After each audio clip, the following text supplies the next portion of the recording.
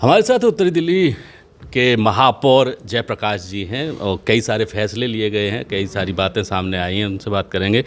जयप्रकाश जी, स्वागत है आपका। नमस्कार, आपका भी स्वागत है। ए टू जेड के सभी हमारे फॉलोवर्स का, जनता का जो उनसे जुड़े हुए हैं, उन सबको मकर संक्रांति, पोंगल, लोहड़ी की बहुत बहुत बधाई, शुभकामनाएं। जेपी जी, एक नई बात सामने आई है कि जो चिकन पर पाबंदी लगाई गई थी एक दिन पहले, उसे वापस लिया गया है। तो ये फैसला क्या है और किस तरीके से लिया गया? देखिए, जब इस पे पाबंदी लगाई थी तो दिल्ली सरकार ने आनन फानन में फैसला लिया था, लेकिन पाबंदी जो हटाई है वो आनन फानन में नहीं ली गई। दोनों फैसलों में अंतर है।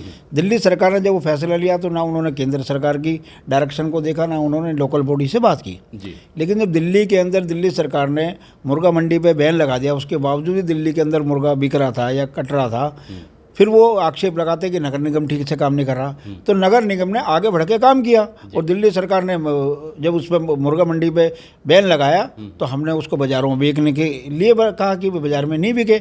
अगर दिल्ली सरकार इतनी सावधानी बरत रही है तो दिल्ली को, शहर को बचाने के लिए तो हम आगे बढ़ के काम करना पड़ेगा।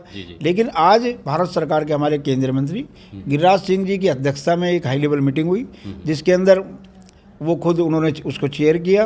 दिल्ली के उप मुख्यमंत्री मनीष सिसोदिया जी उसमें थे, तीनों निगमों के महापौर थे, हमारे कमिश्नर साहब उसमें थे। तो उसमें एक सामूहिक फैसला हुआ है। ये फैसला किसी एक सरकार का नहीं है, ये सामूहिक फैसला है और केंद्र सरकार की अध्यक्षता में ये फैसला लिया गया है कि दिल्ली में जितने भी चिकन शॉप है या मुर्गा जो हमारे रेस्टोरेंट है या होटल है, उन पे जो बैन लगाया था उसको तुरंत प्रभाव से हटाया जाए। हटा लिया गया है इसका मतलब, यानी लेकिन जागरूकता अभियान जारी रहेगा? नहीं, बिल्कुल। हमने वो मीटिंग के अंदर भी कहा कि हमने एडवाइजरी जारी की है लोगों को परहेज बरतने के लिए, सावधानियां बरतने के लिए, एहतियात जो बरतने वो तो बरतने ही पड़ेंगे आगे, क्योंकि सावधानी हटी दुर्घटना घटी।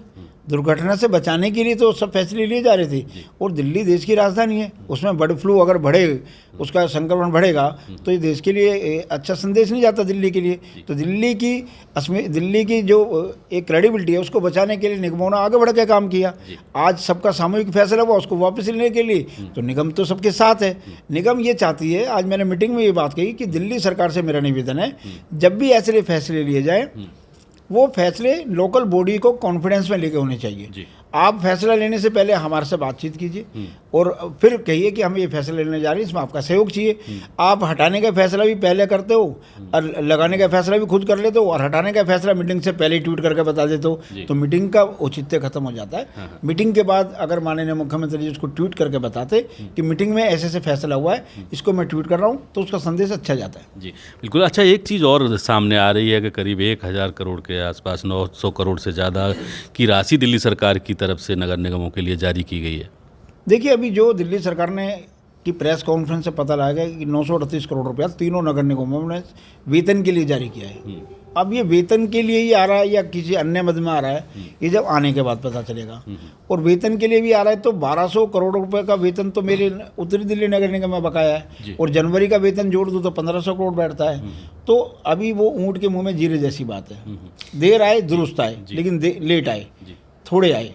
अगर वो ज़्यादा आते तो अच्छा लगता, लेकिन ये दबाव है हमारा, क्योंकि पिछले पूरे दिसंबर में जिस प्रकार से हमने धरना दिया, भूख हड़ताल की, कर्मचारी आज हड़ताल पे, मैंने शोर मचा का कर्मचारी हड़ताल पे जा सकता है, तो कहीं ना कहीं दिल्ली सरकार ये मान गई है कि निगमों की कर्मचारियों का, निगम के नेताओं का दिल्ली सरकार पर पूरा दबाव है। और मुझे ऐसा लगता है कि जो 13,000 करोड़ का जो बकाया है, अगर वो इसमें से कम 20% पैसा देते तो तीनों निगमों का अच्छा भला हो सकता था। लेकिन ये पैसा 13,000 करोड़ में से 1 रुपये भी नहीं है। जो हमारा थर्ड क्वार्टर है, थर्ड क्वार्टर का जो हमारा बकाया पैसा है और हमारा सेकंड क्वार्टर का जो बकाया पैसा है, उसका टोटल करें तो वही नॉर्थ का ही 1200 करोड़ बनता है जी। अब नॉर्थ का 1200 करोड़ बनता है, उसमें से हमारे को कितना मिलेगा वो सारा उस पर डिपेंड करेगा।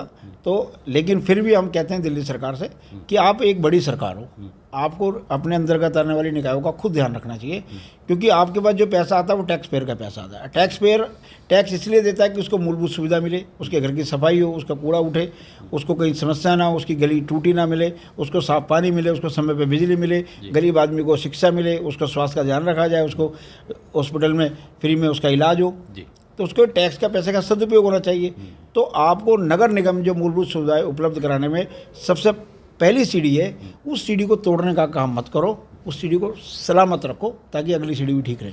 चलिए, हमसे बात करने के लिए बहुत शुक्रिया। धन्यवाद। A to Z, thank you.